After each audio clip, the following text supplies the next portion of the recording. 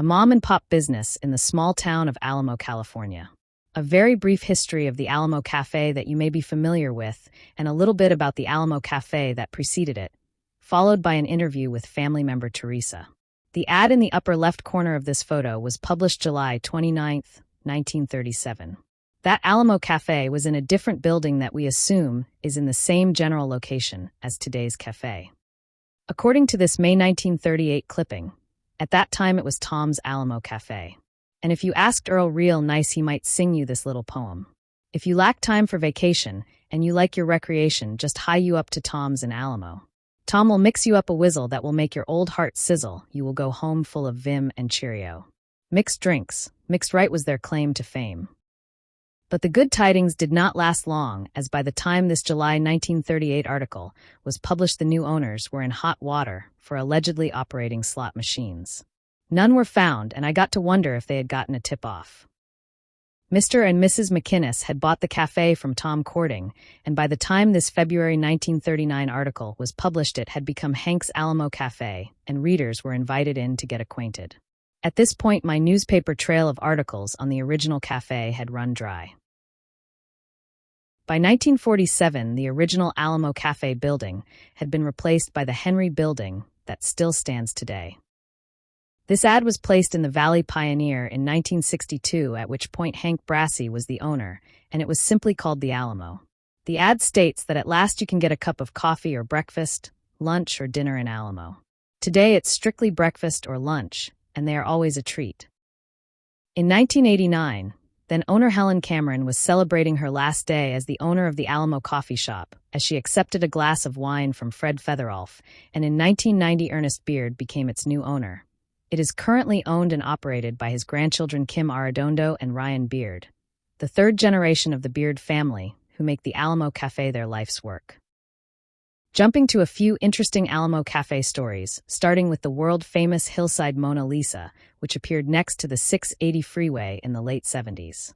It was at the Alamo Cafe where Will Ashford gathered a couple dozen workers to execute that top-secret project.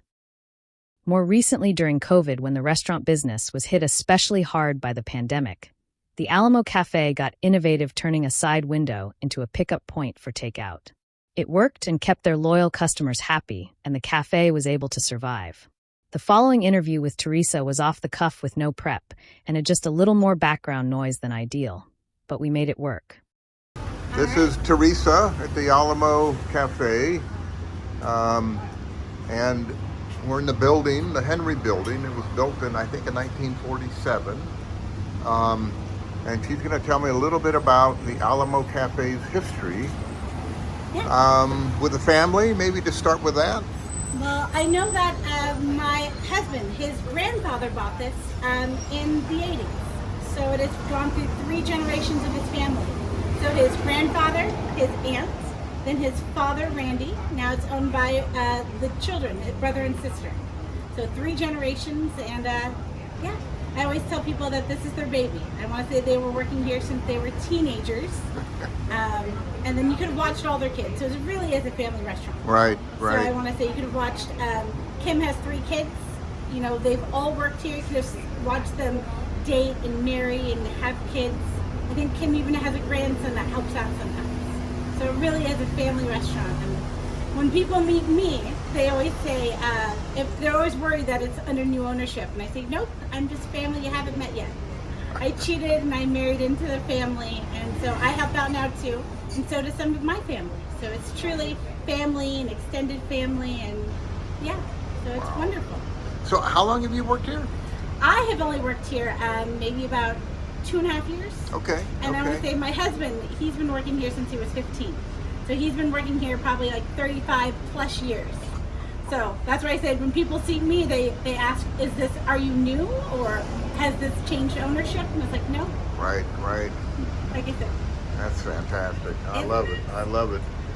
Do I see you have mugs on the wall there? What is that all about? Is that like customer? Those are customer mugs. So people have told me the stories that there used to be 2 shelves full of mugs.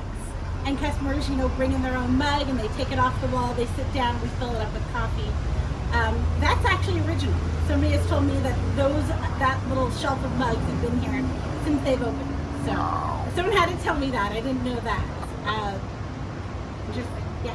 And then I want to say that we survived COVID by actually popping the screen off of that window right there. We popped the screen off the window and did to-go orders. So that's how we survived COVID. And I remember that. And then this is also new. These outdoor tables, these are new. This is another product of COVID. Yeah, tell me the story behind that. I mean, what happened? So we have always been just the small cafe. 4 tables inside and about 13 counter seats. And then during COVID, they would only allow outdoor seating. So we were actually taking the indoor tables and carrying them outside every day.